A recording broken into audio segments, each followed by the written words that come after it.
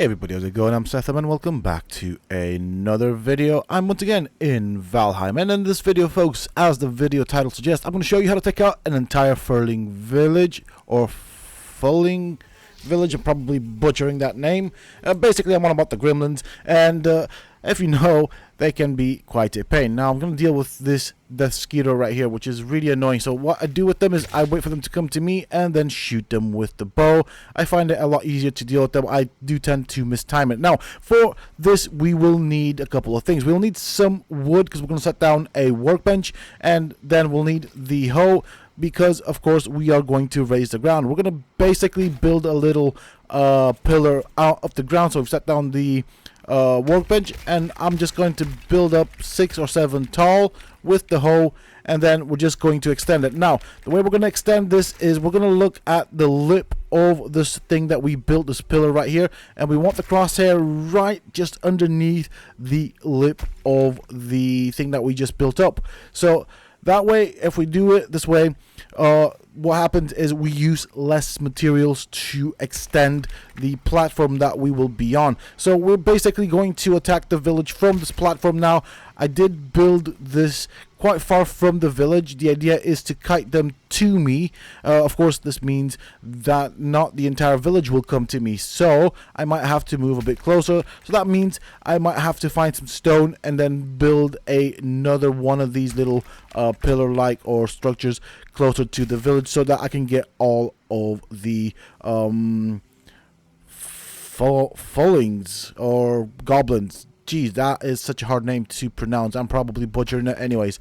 So, again, very important here. We want to kind of build a decent sized base because they have their own ranged units. They are like spearmen, basically, so they'll toss spears at you. So you do want to have the option to move around, but as you can see, it's not level. So I'm just going to level this out, and there's a good reason for that because I'm going to demolish the workbench. The workbench was only set down so that we can build the hill up. I'm going to set down a workbench here at the top, and then we will enclose it in case we need any repairs. But that also means we have to enclose the workbench, so we'll need some additional wood. And of course, with the workbench, we can also then put down a chest. Remember, we get the black metal from these guys, and metal or ore such as metal, silver, copper, and all that weighs a absolute ton. So obviously we want to harvest all of that good stuff. So set down the bench. I'm shifting it around. We're going to place the bench now on its final place, which is going to be on top of these floor pieces. Then we will encase it in a fairly cheap structure. It depends how detailed you want to be. I'm a bit fussy with regard to design, if that makes sense. So the village is fairly far away. I will have to time my shots, basically. I do recommend using the best bow that you can get, which is the Draugr bow, and then of course for this I will be using the frost arrows, which are really good because they slow down the opponent, but also they seem to do quite a decent amount of damage. Again, we have a death mosquito which is pestering us, so I'm just gonna wait for it, and it's coming to me. Down it goes. Might as well grab that needle. And again, because we will have loads of resources, I will set down a chest in which I will store all of the metal and all of the other bits. I do want to be as light as possible. So as you can see, we get little bushes here and there, which we can then harvest for some more wood. But ideally, you want to bring with you, I would say, somewhere around 15 wood, and then everything else, basically stone. Stone is quite important because obviously the hoe, in order to build up this ramp, will require stone, and of course it will require a workbench as well. So we're going to try and see if I can be cheap and use these right here. Okay, that's not going to allow us access to the workbench. I was just trying to be cheap here, which is not really the best thing. So we'll go with one more wall tile tall, and then we'll set down a roof. Now of course, if I do this, I'm most likely going to set a a ladder or staircase or something of the sort to get to the top if I need to. That's just in case the Fulings decide to go around the building where they will be out of range. So that's kind of the purpose of that. Just do this right here, just because I don't really like having holes in my structures. I mean, at the end of the day, you can demolish this and take the pieces with you or the materials with you and then go for another village, but it is quite efficient, and I will show you this, and not even the brutes can get to you. So it is very efficient and effective with regards to taking out an entire village, and makes life so much easier. So right here, we'll set down a ladder of some case. Now, of course, I can extend it if I want to, but this should be enough space for me to move around. Now, do bear in mind that the spear throwers can get to you, so you want to be constantly moving.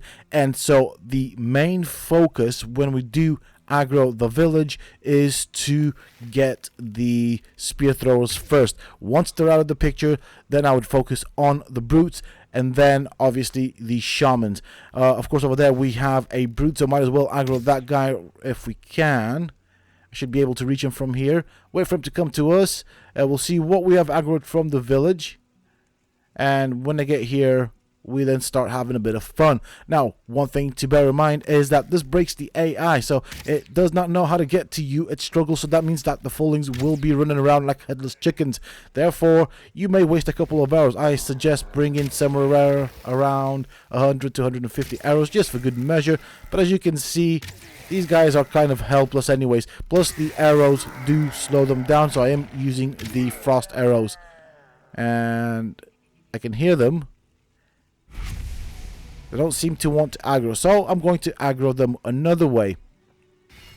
Because I'm quite far, what I'm doing right now is I'm harvesting some stone, because I will need to set up another pillar closer to the village. But I'm also keeping an eye out and an ear out for the Fulings, and if I do hear them, I am going to make a run for the little structure that I set up, which is right behind me. Okay, I'm just listening now. At this point, yeah, I can hear them. I think that's my cue to go. Now, in Valheim, if you run up a hill and then jump, by run I mean sprint and jump up a hill, you can actually get up a very steep, almost vertical hill. So that is how that mechanic works. Sorry for my bad English. I am paying attention to what's going on. I'm trying to find the spear throwers. And as you can see, they are running around like headless chickens. And I know there's at least one of them, potentially more. Oh, I did get hit by one, so that means there's another spear thrower, but I have hit this guy, so I need to take him out. That makes my life that much more easier. We'll deal with you as well. There we go, down he goes. And from this point forth, it's fairly easy. The shaman is still back at the village, so I'll have to deal with him as well. Now we just have these headless chickens running around, ready for the slaughter. And notice that they do drop loot, and amongst that loot will be the black metal, which is a desired item. And of course it does weigh quite a lot. So now it's just a matter of being patient, timing your shots so that you hit them, because as you can see, they're running here, there, everywhere. We don't really want to waste too many arrows like I just did there. So there's a total of 4 as far as I can count. I'll probably try and take out the vast majority of them before I come back down anyways. So this might take me a while and a couple of shots. But as you see right there, just time your shots, take your time. You'll get there eventually. Okay, so I've got enough wood to set down a chest. I did say I'd do that earlier on. Now I'm going to try and set it out in such a way so I can also still access the workbench if I need to. But the idea is, as you will see when I open up my inventory, I'm starting to weigh quite a bit. So that just gives me a place to store all of the heavy things. So that makes me a bit more mobile, and I can go and loot some more stuff as well. I have dealt with all of the other Fulings. I'm just going to go down this way. Slide down, basically. Don't run off. If you do run off, you will take some damage. It's not a lot, but that damage mixed up with the other potential hazards of this place may just be your undoing. So take your time. Don't rush it. Always make sure you are aware of your environment and what's going on. We got some more wood, which is good. Got some gold. I'm going to need some stone now because we're going to go for the village again, so we'll need to move a wee bit closer. As I already have a workbench set down, I am going to basically start from here and then just build up. Again, 6 or 7 tall should be good enough. Once I'm at that desired height, I can already see the village, but before I start aggroing some more of these Fulings, we're just going to continue extending the space in case I end up having to move around. Don't really want to fall off. We do want some area to move about. Same thing as before. Basically, you want your crosshair to be just underneath the lip of the structure or hill or pillar that you've built up that you want to extend. That way you basically just use one stack of, I think, 4 pieces of stone to extend, rather than having to use multiple stacks to build up another pillar that basically builds into the structure that you are already on. So it just makes it more efficient that way. We don't really care about trying to level this one up. This is just something to shoot down on or down from, basically. So it kind of keeps us out of their range, but then we are within their range. So once again, I will have a look around. There are still some Fulings around there, and I will time my shots and try and get them from a distance. Try and get as many of them as I can. Now, I may not necessarily get all of them, so that means I might have to get a bit closer.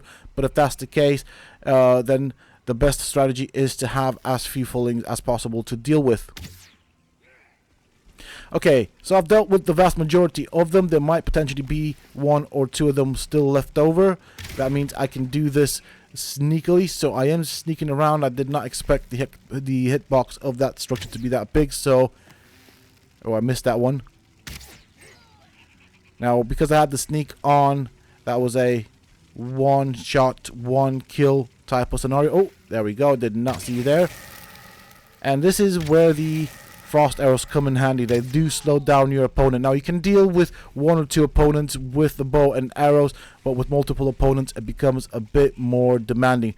And with that being said and done, that is pretty much it. As you can see, the village has been emptied out. It does take a bit of patience, but once you set out to it and get it done properly, it's fairly easy. Now, I would say try and build the very first outpost, fob, whatever you want to call it. You want to build that fairly out of their range so that they do not bother you as you set up, and then of course you will have the range of the workbench, which will allow you to of course build closer to their camp. But I have already cleared out the camp, so it's time to loot it. And as you saw in this video, folks, that's pretty much how you do it. It is ridiculously easy, pain-free. No problem, no issue. Does not require a lot. All you need is I probably came in with maybe 65 stone and maybe 20 wood, a hoe and a hammer to build, and that was it. Of course, I did use the Draugr bow, and of course I did also use the frost arrows, which are absolutely amazing for this area. They are good both for the Deskitos and very efficient against the gremlins, goblins, Fulings, whatever you want to call them. These little green fellows right here, which do hurt quite badly when they outnumber you. I do hope that this video was helpful. If you found it helpful and useful, please don't forget to support me on the channel by hitting that like button. Subscribe to the channel if you're new and haven't already for more similar content from myself. And if you have just subscribed, why not check out some of my other videos and guides here on this channel? Who knows, you might just enjoy them. And of course, don't forget to hit that bell icon so that you get notified when I upload new videos and content to the channel. Also, for those interested, you can always find me on the Sethtopia Discord. Links to this, of course, you can find down below in the video's description. And until next time, stay safe, folks.